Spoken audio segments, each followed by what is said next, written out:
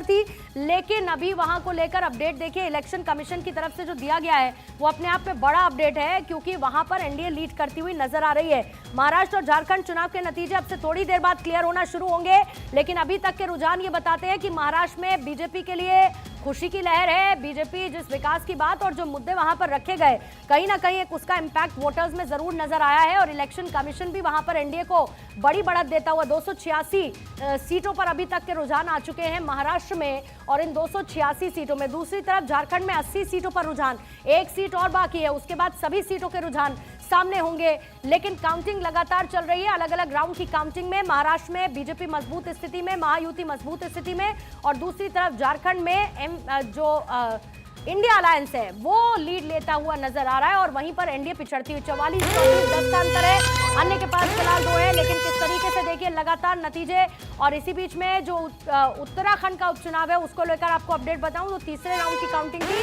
वो फिलहाल खत्म हो चुकी है। साथ ही केदारनाथ से इस वक्त की ब्रेकिंग क्या है, तीसरे राउंड की गिनती हो चुकी है खत्म। अभी जिसका मैंने जिक्र किया, बीजेपी 1590 वोटों से इस वक्त आगे, और साथ ही वहां पर जो तीसरे राउंड की काउंटिंग थी वो हो चुकी है खत्म।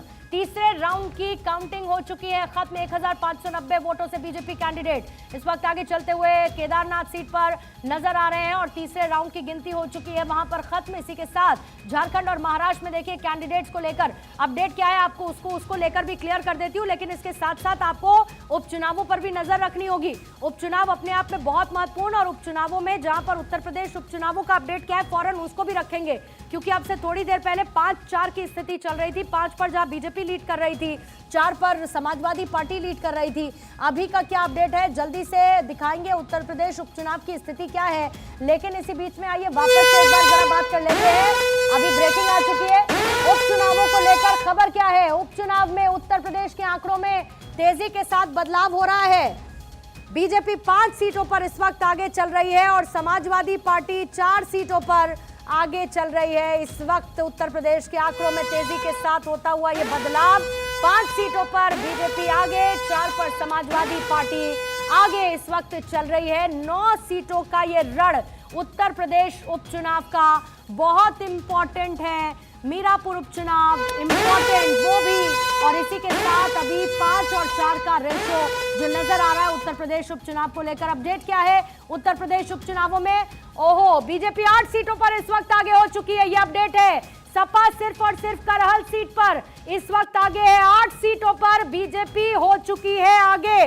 उत्तर प्रदेश उपचुनावों में सिर्फ एक करहल सीट है, करहल सीट से इस वक्त समाजवादी पार्टी आगे चल रही है। करहल जो है वो समाजवादी का गढ़ है, समाजवादी पार्टी का गढ़ है, और ऐसे में करहल सीट पर इस वक्त समाजवादी पार्टी लीड कर रही है। लेकिन बाकी की 8 सीटों पर बीजेपी चल रही है आगे, बीजेपी 8 सीटों पर इस वक्त आगे है, समाजवादी पार्टी सिर्फ करहल सीट पर आगे चल रही है।